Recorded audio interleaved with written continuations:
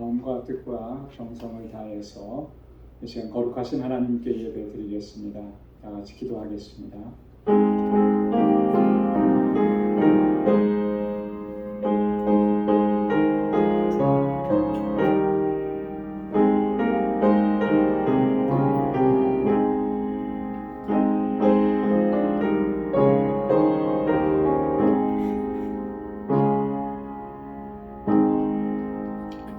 할렐루야. 새 노래로 여호와께 노래하며 성도의 회중에서 찬양할지어다. 이스라엘은 자기를 지으신 자로 인하여 즐거워하며 시온의 자민은 저희의 왕으로 인하여 즐거워할지어다. 춤추며 그의 이름을 찬양하며 소고와 수금으로 그를 찬양할지어다. 여호와께서는 자기 백성을 기뻐하시며 겸손한 자를 구원으로 아름답게 하심이로다. 아멘. 은혜가 풍성하신 만군의 주 여호와 하나님 아버지, 성의로 지난 3일도 저희들을 지키시고 보호해 주시고 은혜 가운데 거하게 하시다가 오늘 주님 앞으로 다시금 나아올 수 있도록 우리 발걸음을 인도해 주시니 감사합니다. 매 순간 분초마다 불꽃 같은 눈동자로 우리를 지키시고 살피시고 그 선하신 손길과 능력의 손길로 인도해 주심을 감사합니다. 이 시간 감사와 감격으로 오직 하나님을 예배하는 저희들 되게 하여 주옵소서. 주님의 임재를 사모하오니 우리 가운데 임하시고 우리의 예배를 받아주시고 하나님 예비하신 주님의 은혜와 평강으로 덧입혀 주옵소서. 예수님의 이름으로 기원하옵나이다. 아멘. 전능하사 천지를 만드신 하나님 아버지를 내가 믿사오며 그 외아들 우리 주 예수 그리스도를 믿사오니 이는 성령으로 잉태하사 동정녀 마리아에게 나시고 본디오 빌라도에게 고난을 받으사 십자가에 못 박혀 죽으시고 장사한 지 사흘 만에 죽은 자 가운데서 다시 살아나시며 하늘에 오르사 전능하신 하나님 우편에 앉아 계시다가 저리로서 산 자와 죽은 자를 심판하러 오시리라. 성령을 믿사오며 거룩한 공예와 성도가 서로 교통하는 것과 죄를 사하여 주시는 것과 몸이 다시 사는 것과 영원히 사는 것을 믿사옵나이다. 아멘. 찬양으로 하나님께 영광 돌리겠습니다. 예수 우리 왕이여.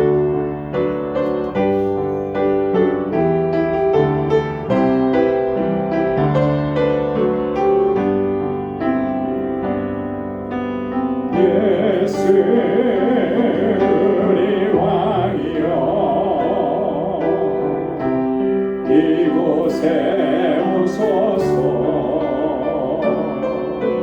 보좌로 주여 임하사 찬양을 받아주소서.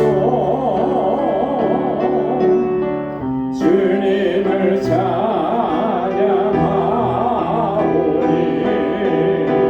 주님을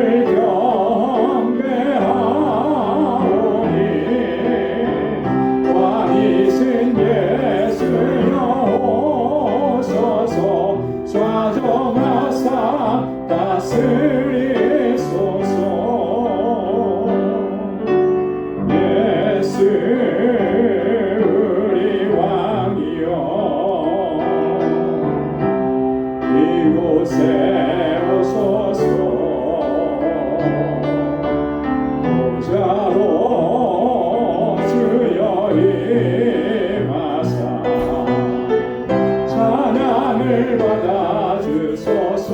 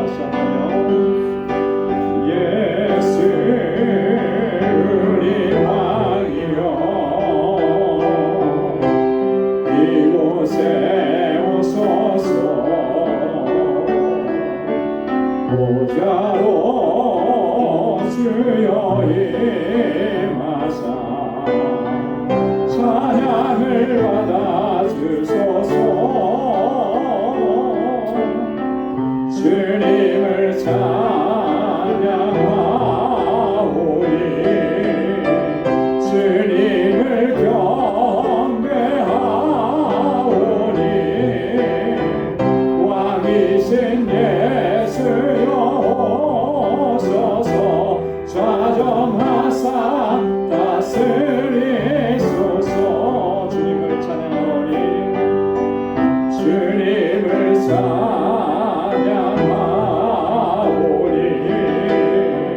주님을 경배하오니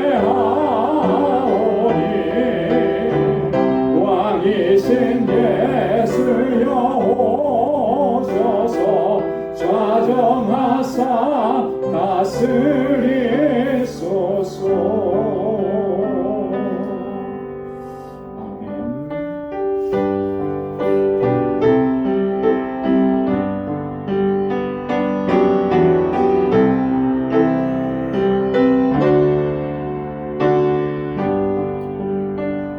주 하나님 지으신 모든 세계 내 마음속에 그리워올 때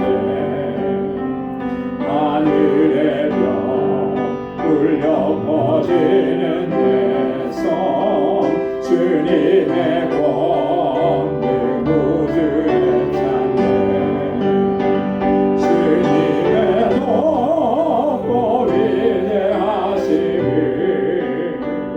내 영혼이 찬양하네.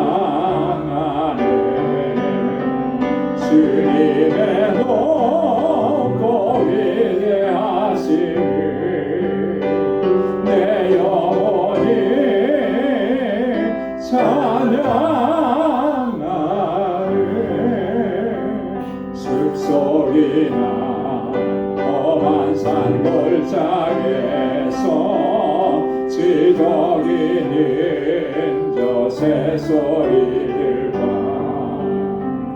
고요하게 흐르는 시내 물을 주님의 솜씨 노래하노라. 주님의 높고 위대하심을 내 영혼이 찬양하네. 주님의 높고 위대하심을 내 영혼이 찬양하네. 주 하나님 독생자 아낌없이 우리를 위해 보내주셨네. 십자가에 피 흘려 죽으신 주 내 모든 죄를 구속하셨네. 주님의 높고 위대하심을 내 영혼이 찬양하네. 주님의 높고 위대하심을 내 영혼이 찬양하네.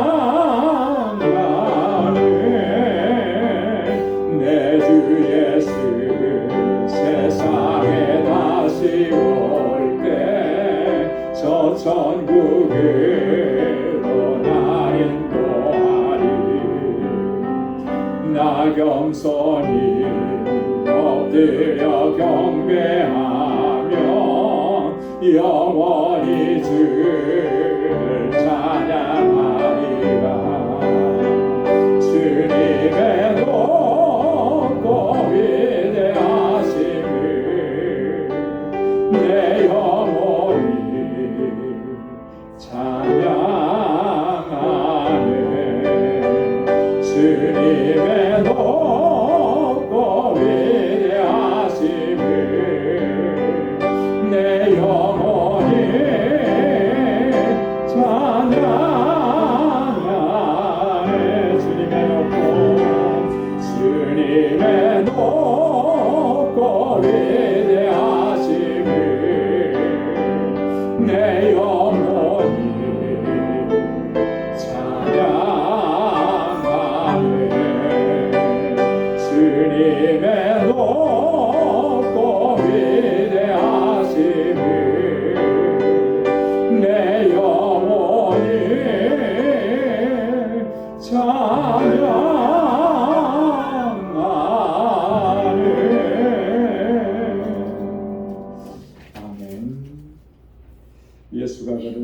주님 힘차게 박수하면서 찬양하겠습니다.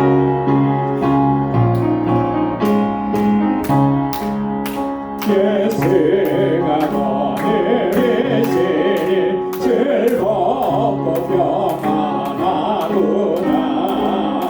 주야의 자도 깨는 것 예수가 거느리시네. 주날 항상 널 보시고 날 지니고 누리시네. 주날 항상 널 보시고 날 지니고 누리시네. 때때로 괴로움 당하면 때때로 기쁨 드리네. 풍파 중에 거느리고 평안할 때 거느리네. 주날 항상 널 보시고 날 지니고 누리시네. 주날 항상 널 보시고 날 지니고 누리시네. 내 주의 손을 붙잡고 천국에 올라가겠네. 괴로우나 즐거우나 예수가 거느리시네. 주날 항상 널 보시고 날 지니고 누리시네. 주날 항상 널 보시고 날 지니고 누리시네. 이 세상 이별할 때에 지옥의 권세 이기네. 천국에 있을 때에도 예수가 거느리시네. 주날 항상 널 보시고 날 지니고 누리시네. 주날 항상 널 보시고 날 지니고 누리시네. 주날 항상 널 보시고 날 지니고 누리시네. 주날 항상 널 보시고 날 지니고 누리시네.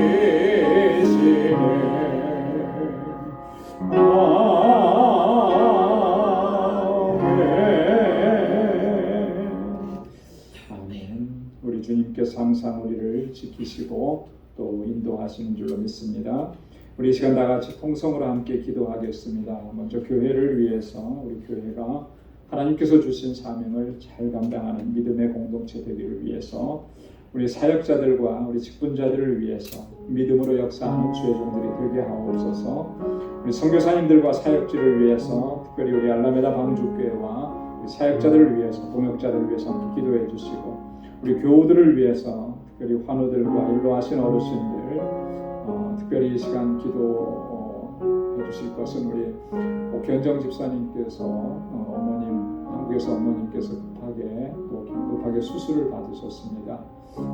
잘 회복될 수 있도록 잘 치료될 수 있도록 또 그의 심령이 열려서 또 주님을 영접하는 그날이 속히 오도록 우리 함께 기도해 주시고 우리 사랑하는 자녀들을 위해서 또 주일학교와 유스그룹과 EM을 위해서 오늘 이 시간 가지고 나온 우리의 기도 제목을 놓고 우리 간절히 하나님 앞에 간구하겠습니다. 거룩하신 아버지 하나님 감사합니다. 아버지 하나님 이 저녁 저희들을 사랑하셔서 거룩하신 주님의 보좌 앞으로 불러주시고 이렇게 하나님 찬양하고 예배케 하시니 감사합니다. 항상 우리의 중심이 여호와 하나님 주님을 바라보게 하시고 아버지 하나님 목마른 사슴이 시냇물을 찾기에 갈급함 같이 우리 영혼이 항상 주님을 찾게 갈급한 심령이 되게 하여 주옵소서. 주님의 임재를 사모하며 늘 주님과 동행하는 삶을 살아가게 하시고 믿음으로 살아내는 저희들의 삶이 되도록 도와주옵소서. 연약하여서 자주 넘어지고 쓰러집니다. 주님 붙잡아 주시고 일으켜 세워주시고 아버지 하나님 주님의 주시는 승리를 날마다 경험하는 삶이 되도록 인도하여 주옵소서. 우리 방주 공동체 주님 사랑하시고 아버지 주님 세우시고 여기까지 인도하심을 감사합니다. 이제 창립 25주년을 맞이합니다. 그동안 우리에게 베풀어 주신 그 하나님의 사랑과 은혜가 얼마나 크고 놀라운지요. 아버지 다 감당할 수가 없고 다 감사할 수가 없습니다. 이제 정말 주님께서 주신 사명을 잘 감당하는 믿음의 공동체가 되게 하여 주시옵소서. 아버지 하나님 이 일들을 위해서 세워주신 사역자들과 하나님의 신실한 종들을 강건하게 붙잡아 주옵소서. 주님께서 기름 부어 세우셨사오니 믿음으로 역사하는 종들이 다 되게 하시고 우리 온 교우 성도들이 마음과 뜻이 하나가 될 수 있도록 은혜 허락하여 주시옵소서. 그리하여 세상 가운데 주님의 사랑과 이 생명의 복음을 전하기에 부족함이 없도록 인도하여 주옵소서. 아버지 하나님 세계 곳곳에서 복음을 증거하는 우리 선교사님들 그 사역지 강건하게 붙잡아 주시고 아버지 하나님께서 능력으로 덧입혀 주시고 역사하여 주옵소서. 특별히 아버지 하나님 우리 알라메다 방주교회 하나님 주님께서 세우시고 아버지 하나님 그 지역의 영혼 구원을 위해서 구원의 방주로 세우셨사오니 아버지 하나님 이 재단이 정말 주님 앞에 견고하게 서서 그 지역의 많은 영혼들을 주님께로 인도하며 아버지께서 택하신 영혼들을 주님께로 인도하는 이 사명 잘 감당하게 하여 주옵소서. 우리 사랑하는 사역자들에게 능력과 권능을 덧입혀 주시고 아버지 하나님 저들의 성령으로 충만하게 하시고 아버지의 뜻을 쫓아서 행하기에 부족함이 없게 하여 주시옵소서. 오 하나님 아버지 우리 사랑하는 교우들을 위해서 기도합니다. 저들의 어려운 형편과 곤고한 상황을 주님 기억하여 주옵소서. 저들이 아버지 주님 앞에 나와서 엎드리게 하시고 아버지 하나님의 은혜를 구하는 심령들이 되게 하옵소서. 연약함을 주님께서 긍휼히 살피시사 주의 자비와 긍휼을 베푸시고 주의 강함으로 붙들어 주옵소서. 특별히 아버지 하나님 목현정 목사님 목사님 아버지 하나님 수술 이후에 아버지 하나님 잘 회복될 수 있도록 도와주시고 아버지 하나님 모든 과정들을 통하여서 주님 저의 심령을 만져주셔서 아버지 하나님 주님을 영접하는 그날에 속해 오도록 주님 역사하여 주옵시고 우리 옥수사님과 아버지 하나님 사랑하는 우리 자매들 하나님께서 강건하게 붙잡아 주셔서 믿음으로 승리하는 삶이 되도록 인도하여 주옵소서. 우리 연로하신 어르신들 강건하게 붙잡아 주시고 이 무더운 여름철에 하나님 건강 잃지 않도록 주님 붙들어 주시고 무엇보다도 영적으로 강건하도록 인도하여 주시옵소서. 우리 사랑하는 자녀선들을 붙잡아 주시고 저들이 정말 믿음으로 살고 이 시대에 하나님의 귀한 일꾼들이 다 될 수 있도록 도와주시고 이곳에서 자라나는 어린 심령들과 우리 사랑하는 학생들과 청년들 아버지 하나님 아버지 정말 하나님을 경외하는 믿음의 아들과 딸들이 다 되도록 인도하여 주시옵소서. 저들을 위해서 늘 애쓰고 수고하는 우리 교사들과 전도사님 강건하게 붙잡아 주옵시고 우리 유스버는과 이엠이 날마다 아버지 부흥하고 성장하도록 인도하여 주옵소서. 오늘도 주님 앞에 하나님 간절한 기도의 제목을 가지고 와서 이 시간 주님 앞에 아뢰는 그 심령들의 부르짖음을 기억하여 주시고 날마다 하나님의 역사하심과 인도하심 가운데 믿음으로 나아가 승리할 수 있도록 도와주시고 하나님의 전신갑주로 무장시켜 주셔서 아버지 어떠한 유혹과 시험 앞에서도 아버지 하나님 능히 승리하고 하나님께 영광 돌리는 삶을 살아가는 저희들 되게 하여 주옵소서. 이제 주의 말씀을 듣습니다. 하나님 우리 마음밭을 기경하여 주셔서 하나님의 귀한 말씀이 아버지 우리 심령 마음밭에 새겨지고 아버지 그 말씀대로 순종하며 살아가기로 결단하는 은혜의 시간이 되도록 인도하여 주옵소서. 모든 것 감사하옵고 예수님의 이름으로 간절히 기도드리옵나이다. 아멘. 할렐루야. 오늘 이제 하나님의 말씀 같이 묵상하겠습니다. 오늘 묵상할 하나님 말씀은 에베소서 제2장 17절에서 마지막 22절까지 말씀입니다. 에베소서 제2장 17절에서 마지막 22절까지 한 절씩 교독하겠습니다. 또 오셔서 먼 데 있는 너희에게 평안을 전하시고 가까운 데 있는 자들에게 평안을 전하셨으니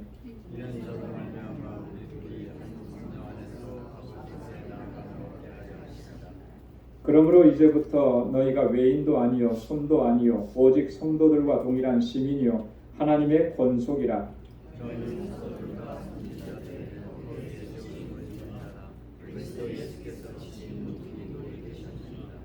그의 안에서 건물마다 서로 연결하여 주 안에서 성전이 되어가고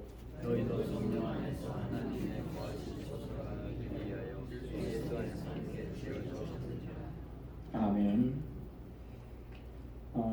오늘 본문의 말씀은 지난주에 이어지는 지난주의 말씀에서 계속해서 이어지는 내용들입니다. 지난주에 우리가 말씀을 나누면서 11절에 있는 그 말씀, 그러므로 생각하라, 그렇게 시작하는 말씀 우리가 함께 나눴는데요. 생각하라, 뭘 생각해야 된다고 했느냐면 크게 두 가지예요. 첫째는 과거의 실존에 대해서 좀 생각을 해라라고 하는 거예요. 여러분들이 과거에 어떤 상태였느냐라고 하는 거죠. 그래서 11절과 12절에 보면 과거에 여러분들은 육체로는 이방인이고 손으로 육체에 행한 할례당이라 칭하는 자들에게는 무할례당이라 그렇게 칭해졌던 사람들이다. 이스라엘 나라 밖에 있었고 그리스도 밖에 있었던 그런 존재. 여러분, 이스라엘 나라 밖에 있었고 그리스도 밖에 있었다라고 하는 것은 뭘 뜻하는 거죠? 구원의 밖에 있었다라고 하는 거예요, 그죠? 그런 상태였다라고 하는 거죠. 그래서 약속의 언약들에 대해서는 외인이다. 약속의 언약과는 상관이 없었다라고 하는 거죠. 그래서 소망도 없었고 하나님도 없었다. 하나님을 믿지 않는 그런 존재였다라고 하는 거예요. 자, 그런데 13절 이하의 말씀에 보면 현재는 어떠냐라고 하는 거죠. 현재의 실존은 그리스도 예수 안에서 그리스도의 피로 가까워졌다. 너희가 이제 그리스도 예수 안에 있고 그리스도의 피로 말미암아 가까워진 존재, 하나님과 함께하는 존재가 되었다라고 하는 것이죠. 그래서 14절 15절에도 보면 그리스도 안에서 새 사람으로 지음을 받아서 화평케 되었다라고 하는 거예요. 어떻게 누구와 화평하게 되었느냐? 16절에 보면 하나님과 화목하게 되었다. 이게 이제 현재의 실존이라고 하는 거예요. 저와 여러분들은 이 두 가지 실존을 다 거친 사람들이에요, 그죠? 이게 뭐 에베소 교회 성도들만 그런 게 아니고 오늘 우리도 동일하죠. 주님께서 우리를 만나 주시지 않고 주님께서 우리를 구원하시기 전에는 우리도 다 과거에는 다 그랬어요, 그죠? 이방인이었고 그리스도 밖에 있었고 약속의 언약들에 대해서는 우리가 다 외인이었고. 자, 그런데 하나님께서 우리에게 긍휼을 베풀어 주신 거죠. 전적인 하나님의 주권과 하나님의 은혜의 역사로 말미암아 우리를 하나님의 자녀로 삼아 주신 거예요. 무엇을 통해서 그랬습니까? 예수 그리스도의 십자가 공로를 통해서. 그래서 우리가 하나님과 화목한 존재가 하나님과 화목한 관계를 누리게 되었다라고 하는 거예요. 그래서 항상 우리가 감사한 것뿐이에요. 그죠? 감사한 것뿐입니다. 늘 감사하고 하나님께 찬양하고 하나님께 영광 돌려도 부족한 것이 이 하나님의 구원의 은혜에 대한 그런 내용들인 것이죠.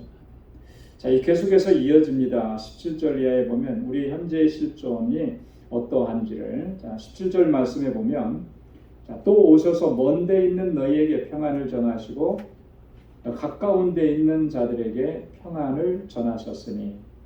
자, 이 말씀은 이사야서 57장 19절에 있는 이 말씀을 사도 바울이 인용해 온 것입니다. 이사야 57장 10절에 보면 이렇게 기록하고 있어요. 입술에 열매를 짓는 나 여호와가 말하노라. 먼 데 있는 자에게든지 가까운 데 있는 자에게든지 평강이 있을지어다. 평강이 있을지어다. 내가 그를 고치리라 하셨느니라. 먼 데 있는 자에게든지 가까운 데 있는 자에게든지 뭐가 있을 것이라는 거예요? 평강이 있을지어다. 이 말씀을 그대로 인용해 온 것입니다. 먼 데 있는 사람들, 먼 데 있는 자는 누구를 가리키는 걸까요? 이방인을 가리키는 거겠죠, 그죠? 그럼 가까운 데 있는 자는 유대인들을 가리키는 거예요, 그죠? 먼 데 있는 자나 가까운 데 있는 자나 다 뭐를 주셨다 그랬어요? 그들에게 뭘 전하셨다고요? 평안을 전하셨다. 평안을 전하셨다. 예수님께서 오셔서 이방인이나 유대인이나 구분하지 않으시고 동일하게 평안을 전해 주신 겁니다. 여러분 우리가 주님의 말씀을 기억하고 있잖아요. 잘 기억하죠. 요한복음 14장 27절에 예수님께서 뭐라고 말씀하셨냐면 평안을 너희에게 끼치노니 곧 나의 평안을 너희에게 주노라 했습니다. 평안을 너희에게 끼치노니, 이 평안이라고 하는 말, 평강이라고 하는 말, 구약의 언어로는 샬롬이라고 그러잖아요. 그죠? 네. 샬롬을 너희에게 끼친다. 그렇게 말씀을 하셨습니다. 자, 그리고 예수님께서는 또 부활하시고 나서 제자들이 두려워 떠는데 문을 꼭꼭 걸어 잠그고 그 안에 있는데 그 안에 들어오셔서 제일 먼저 하신 말씀이 뭐냐면 너희에게 평강이 있을지어다. 이렇게 평강이 있을지어다. 여러분 주님께서 말씀하신 이 평강, 이 평안, 샬롬이라고 하는 것은 어떤 샬롬이겠습니까? 주님이 주시는 샬롬은 어떤 샬롬인 것 같아요? 두려움이 없는 것, 근심이 없는 것, 걱정이 없는 것, 전쟁이 없는 평화. 여러분 이것을 의미하는 것일까요? 물론 그것도 포함이 되겠지만 주님이 말씀하시는 이 샬롬이라고 하는 것은 그런 것들을 훨씬 뛰어넘는 거예요. 전쟁 중에도 평안할 수 있는 평안, 고통 중에도 평안할 수 있는 그 평강, 이게 주님께서 주시는 평안이거든요. 도대체 그 주님께서 주시는 평안이라고 하는 것은 그럼 한마디로 말하면 뭐라고 얘기할 수 있을까? 여러분 주님이 주시는 평안을 뭐라고 얘기할 수 있을 것 같아요? 그거는 임마누엘의 평안, 임마누엘의 평안. 임마누엘이 무슨 뜻입니까? 하나님이 우리와 함께 하신다라고 하는 거죠. 하나님이 우리와 함께 하시기 때문에 샬롬이 되는 거예요. 그게 예수님께서 주신다고 하신 평안이고 나의 평안이라는 거예요. 주님이 주시는 평안인 거예요.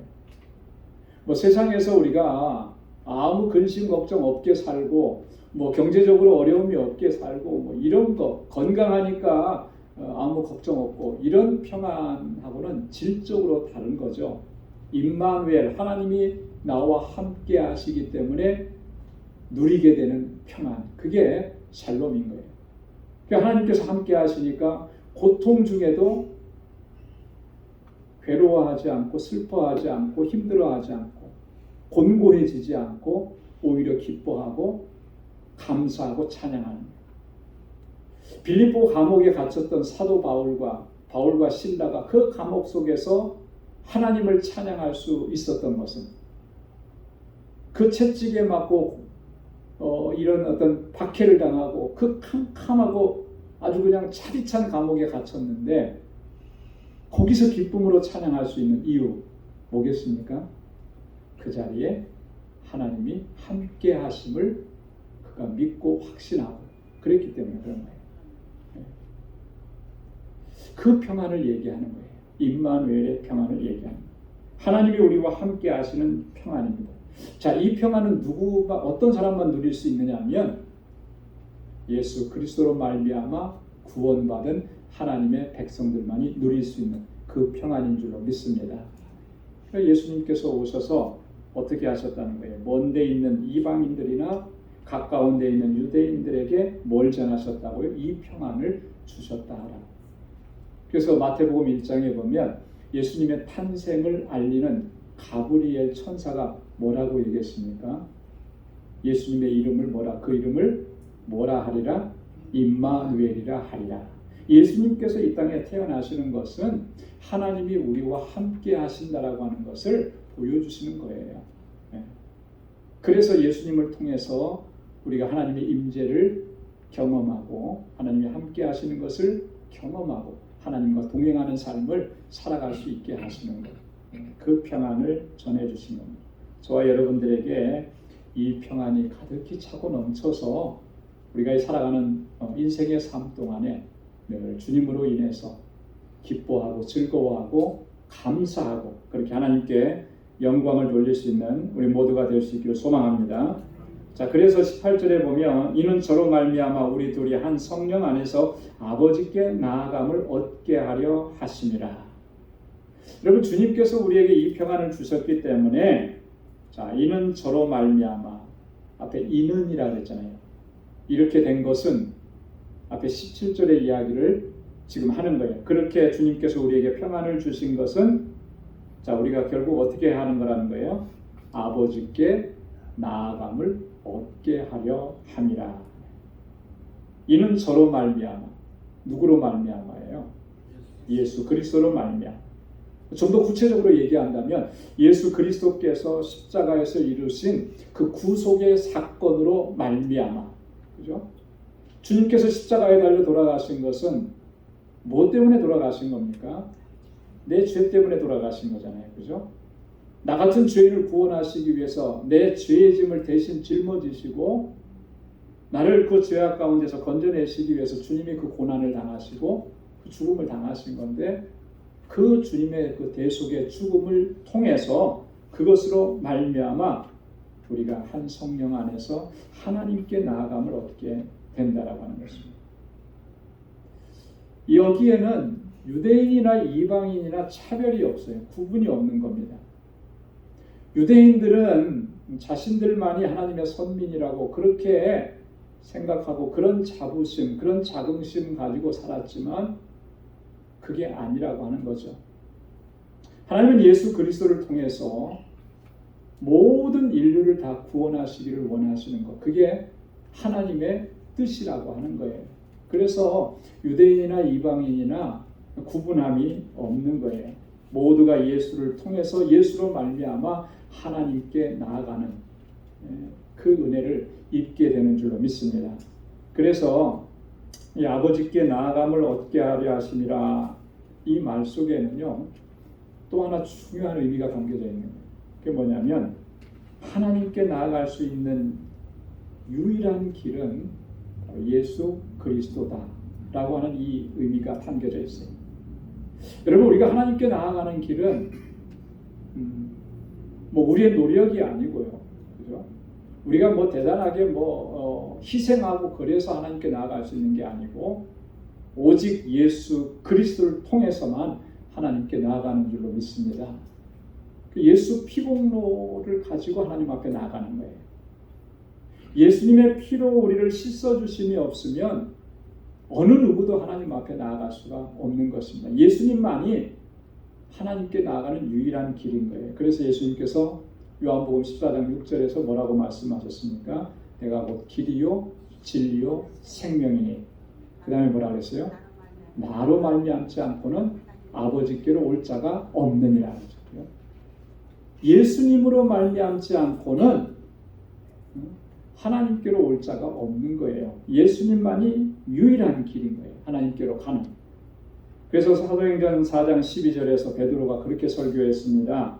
천하 인간의 구원을 얻을 만한 다른 이름을 우리에게 주신 일이 없다. 오직 예수 이름, 그 이름으로만 구원을 얻게 된다. 그래서 여러분 참된 기독교 신앙은 다원주의를 배격합니다. 종교다원주의를 철저하게 배격하는 거예요.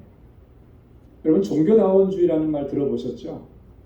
이 다원주의라는 말이 무슨 말일까요? 다원주의라고 하는 말은 그 보편적 진리 이런 걸 얘기하는 거예요. 모든 것에 다 진리가 있다라고 하는 것. 이것도 진리가 되고 저것도 진리가 되고. 그게 그 교계 안에 들어와서 뭘 얘기하냐면 구원에 이르는 길은 다양하다. 오직 예수만 그 길로만 따라가야 구원을 얻는 게 아니고 마치 그 산 정상에 올라갈 때 등산로가 뭐 여러 개 있듯이 그건 결국 다 마지막에 어디로 올라가요? 산봉우리 끝에 정상에서 다 만나듯이 어떤 종교에든지 다 구원의 길이 있고 결국에는 끝에 가면 다 만나게 된다.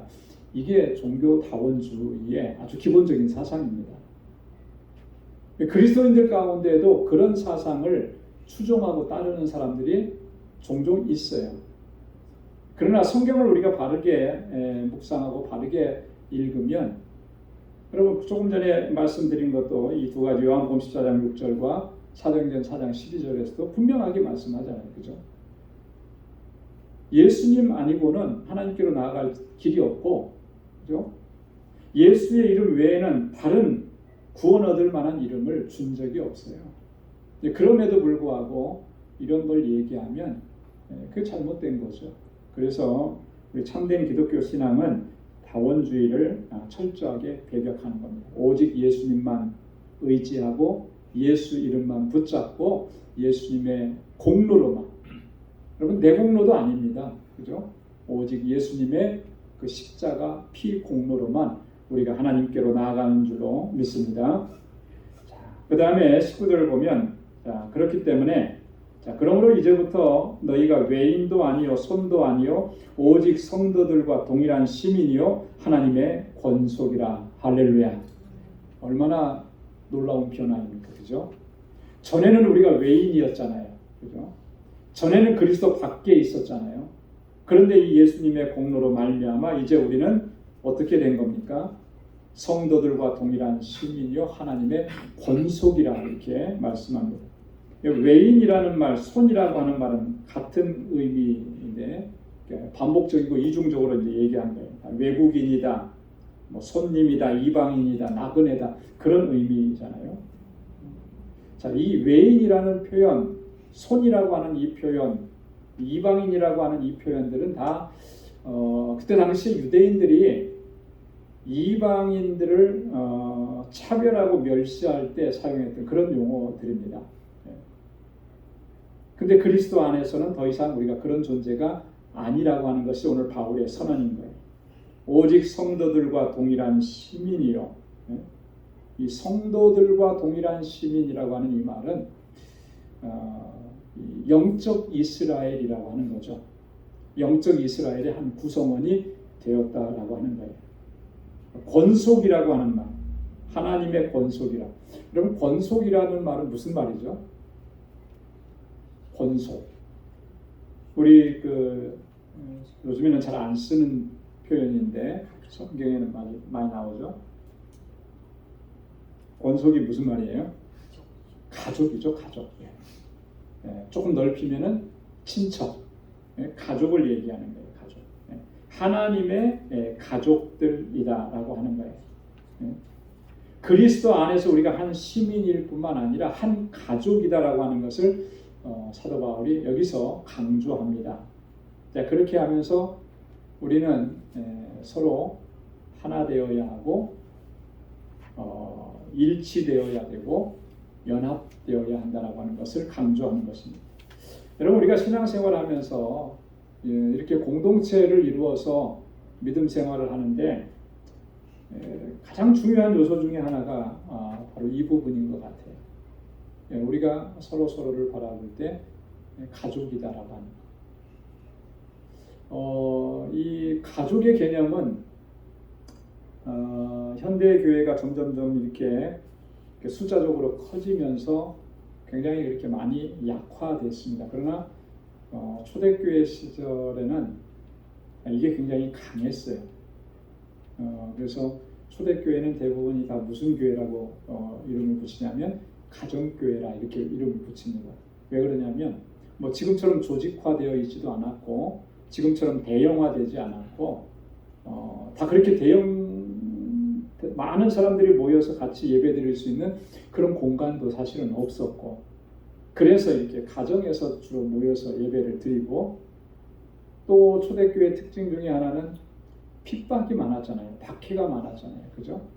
그러니까 어떤 때는 참 비밀스럽게 그렇게 모여야 되는 그런 때도 있었습니다.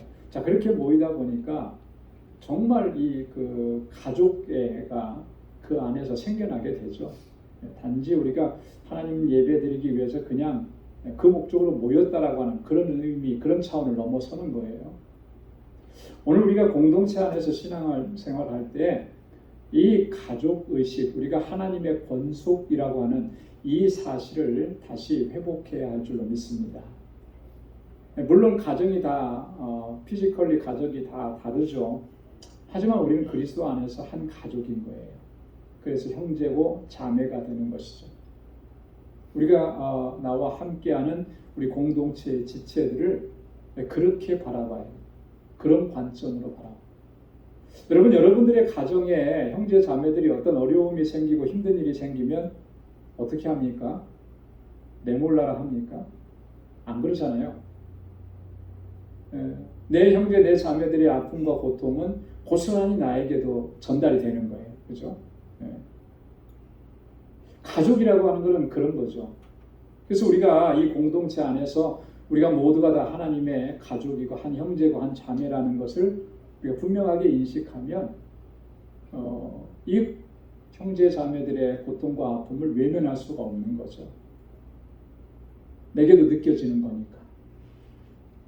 그렇게 서로를 돌아보면서 함께 주님의 뜻을 이루어가는 우리 방주 공동체가 될 수 있기를 소망합니다. 우리는 그리스도 안에서 한 가족이에요. 바울은 고린도전서 12장에서 뭐라고 얘기했냐면 우리는 그리스도의 몸을 이루는 각 지체들이라고 좀 더 분명하게 얘기했습니다. 여러분, 몸 안에 붙어 있는 지체들, 몸을 구성하는 지체들은 뗄래야 뗄 수 없는 거잖아요. 그죠? 싫다고 떼어버릴 수가 없는 거고. 우리가 그런 존재들이라는 거예요. 바울은 항상 이 부분을 교회론에 대해서 얘기할 때 항상 이것을 강조합니다. 바울이 강조하는 부분을 우리가 정말 관심 있게 집중해야 하는 것이죠. 그래야 그 교회가 정말 건강한 교회가 되는 것이고 하나님께서 주신 사명을 또 잘 감당할 수가 있게 되는 거예요. 우리 방주 공동체가 그런 공동체가 될 수 있기를 주님의 이름으로 축원합니다. 자, 그 다음에 이제 20절부터 22절까지 예수 안에서 우리가 함께 지어져 간다라고 하는 주제로 또 말씀을 기록합니다. 자, 20절에 보면 우리 한번 같이 읽어보도록 하겠습니다. 20절 다 같이요. 너희는 사도들과 선지자들의 터 위에 세우심을 입은 자라 그리스도 예수께서 친히 모퉁이 돌이 되셨느니라. 아멘. 자, 여기 두 가지 중요한 주제가 있습니다. 너희는, 여기서 너희는이라고 했을 때 너희는 누구를 가리키는 거예요? 네, 우리를 가리키는 거고, 자, 본문상에서 문맥으로 여기서 너희는 누구를 가리키는 거죠? 자, 이 편지가 누구한테 쓴 거예요? 에베소. 우리가 이 에베소 교회 성도들을 향해서 너희는 그렇게 얘기하는 거예요. 자, 그러니까 이 말은 우리를 향해서도 같은 말인 거죠. 우리는 자, 어느 터 위에 어떤 터 위에 세워져 있느냐라고 하는 게 중요한 거예요. 자, 여기서 말하는 너희는이라고 하는 것은 좀 이렇게 좀 뭐랄까요? 좀 넓게 대명사처럼 이렇게 표현을 하면 이렇게 바꿔볼 수 있어요. 교회는 이라는 교회는 여기서 너희라고 했을 때 그 사람들을 지칭하는 것은 교회라고 이렇게 우리가 대치해서 말할 수 있잖아요. 자, 그러면 교회는 그 터가 뭐냐라고 했을 때 사도들과 선지자들의 터 위에 세우심을 입었다. 사도들과 선지자들의 터 위에 교회는 예수 그리스도의 터 위에 세움을 입었다. 이 말은 이제 우리가 표현을 많이 들어봤는데 여기서 말하는 사도들과 선지자들의 터 위에 세웠다. 이게 무슨 말일까요? 교회에서 가장 중요한 사람들은 사도들과 선지자들이다. 뭐 이런 말일까요? 그런 의미는 아닐 거예요. 그죠? 여러분, 사도들은 뭐 하는 사람들입니까? 사도들은 그렇죠. 예수님의 제자들을 사도라고 불렀는데 예수님의 제자들이 뭐 했죠? 주된 사역이 뭐예요? 사도행전 6장에 보면 우리는 말씀 전하는 것과 기도하는 일에 전무하리라. 자, 제일 첫 번째 사명이 뭐예요? 말씀을 전하는 거죠. 그죠? 하나님의 말씀을 전하는 거예요. 예수 그리스도를 통해서 주신 그 말씀을 전하는 게 이게 사도들의 가장 첫 번째 그들의 사명인 거예요. 자, 선지자들은 자, 구약 시대에만 선지자라고 하는 이런 직책과 직분이 있었던 게 아니고 초대교회도 보면 교회의 직분들을 얘기할 때 선지자라고 나와요. 이때 선지자는 뭐냐면 물론 하나님의 말씀을 받아서 예언하는 그런 의미의 구약 시대의 의미의 선지자가 아니고 이 선지자도 사도들과 거의 비슷한 개념인 거예요. 자, 선지자는 뭐 하는 사람이었습니까? 구약 시대에 하나님의 말씀을 대언하는 사람들이었잖아요. 그죠? 신약 시대에 와서도 이 선지자들은 하나님의 말씀을 가르치고 하나님의 말씀을 전하는 역할을 한 거예요. 자, 그러면 교회가 이 터 위에 세워졌다라고 하는 말은 다른 말로 말하면 뭐예요? 하나님의 말씀의 터 위에 세워져 있다라고 하는 거예요. 그래서 교회 안에서 이 교회가 정말 견고하고 든든하고 하나님께서 기뻐하시고 그 사명을 잘 감당할 수 있기 위해서는 가장 중요한 게 뭐예요? 말씀의 터가 든든해야 되는 거예요. 그렇죠? 하나님의 말씀이 바르게 선포되고 우리 교회 성도, 교회 안에 있는 구성원들 한 사람 한 사람이 정말 다른 무엇보다도 하나님의 말씀을 사모하고, 그죠? 그 말씀을 붙잡고 살아가려고 힘쓰고, 왜냐하면 그 하나님의 말씀이 교회의 터가 되는 거예요. 예수 그리스도를 통해서 주신 말씀이 그 교회의 터가 되는 거예요. 이 터 위에 세워진 거예요.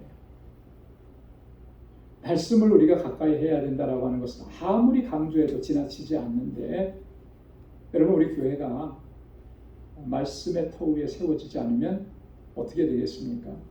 하나님의 뜻에서 멀어지겠죠. 점점 세상의 다른 기관들과 다를 바가 없어지게 됩니다. 오늘날 현대 교회가 위기라고 하는 것은 다른 데서 위기가 있는 게 아니고 그 위기의 원인, 출발점은 바로 여기에 있는 거죠. 우리가 하나님의 말씀을 정말 붙잡고 살지 않고 하나님의 말씀이 하나님의 말씀 진리대로 선포되어지지 않고, 우리가 전에도 한번 말씀드렸습니다만 중남미 지역에 가면 이렇게 제대로 이렇게 말씀 공부 안 하고 신학 안 하고 막 그 목회자가 되어서 교회를 이끌어가는 목회자들이 많아요. 근데 그런 분들을 똑같이 파스토리라고 부릅니다. 선교사님들이 가갖고 보면 정말 이런 표현이 맞는지가 모르는데 어처구니가 없는 경우가 너무 많다는 거죠. 네. 성경은 들고 와서 성경은 읽었는데 그 다음부터는 다 뭐 얘기하느냐면 자기 얘기하는 거예요. 자기 얘기. 근데 성도들은 그게 다 하나님 말씀인 줄 알고 아멘하고 있고, 이게 굉장히 위험한 거예요. 과거의 기독교 역사 속에 그럴 때가 있었잖아요. 로만 캐톨릭이 있었을 때. 그때 당시에 로만 캐톨릭의 성경은 누구만 가지고 있어요? 사제들만 가지고 있어요. 그죠? 일반 평신도들은 성경이 없고요. 뭐라고 하는지 그게 정말 맞는 말을 하는 것인지 아닌지 구분을 할 수가 없는 거죠.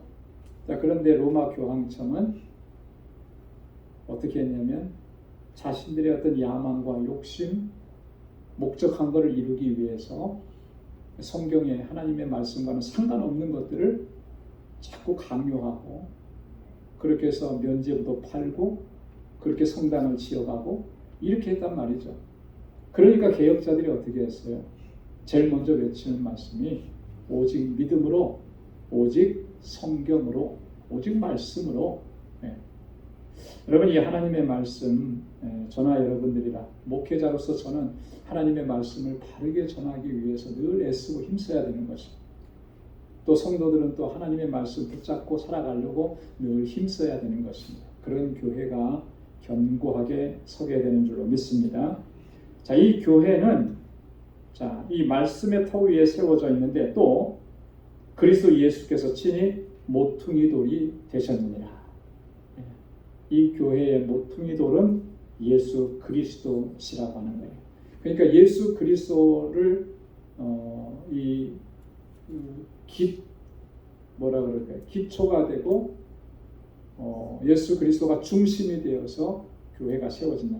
여러분 모퉁이 돌이라고 하는 말은 어떤 의미가 담겨져 있습니까? 모퉁이 돌.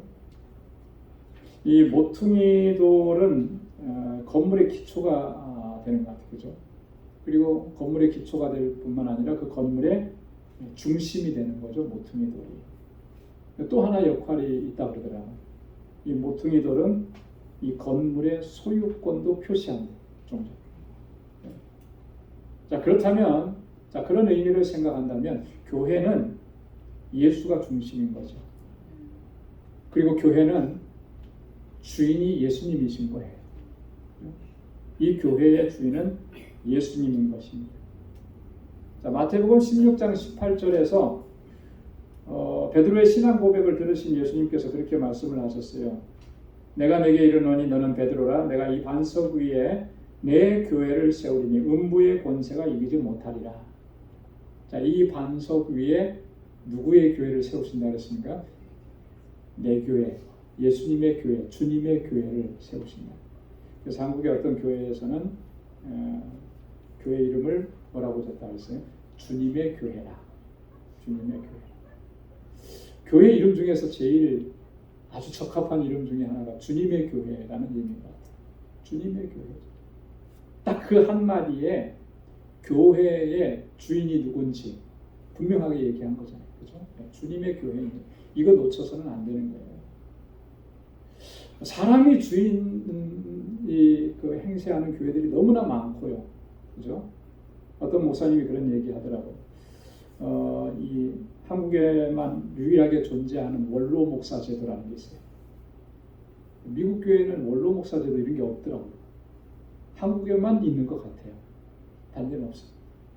자, 근데 원로 목사 제도가 물론 그 교회에서 목회하시고 은퇴하시는 분들의 노후를 보장해 준다라고 하는 그런 뭐 긍정적인 측면도 있는데 부정적인 측면은 보면 우리가 현장에서 많이 발견되는 것처럼 그런 거예요.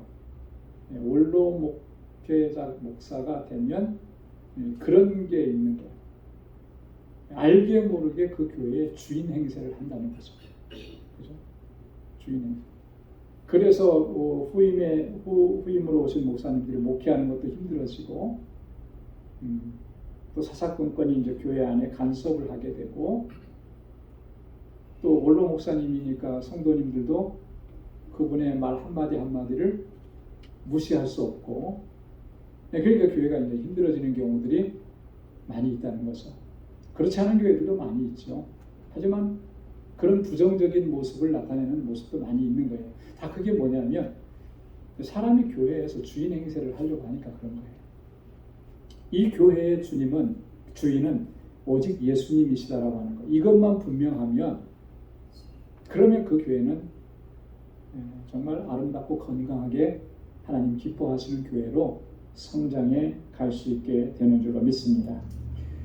자, 21절에 그 안에서 건물마다 서로 연결하여 주 안에서 성전이 되어가고 자, 그의 안에서 누구 안에서예요? 예수님 안에서 건물마다 서로 연결하여 이 건물이라고 하는 건 뭘 얘기하는 걸까요? 건물. 이 건물은 우리가 이렇게 보이는 육체 이렇게 눈에 보이는 이런 어떤 피지컬리 빌딩 건물 이런 걸 얘기하는 게 아니고 자, 여기 보니까 건물마다 그 안에서 건물마다 서로 연결하여 자, 그러니까 이거는 이런 의미예요. 그 교회 공동체를 이루는 각 성도들 개인을 얘기하는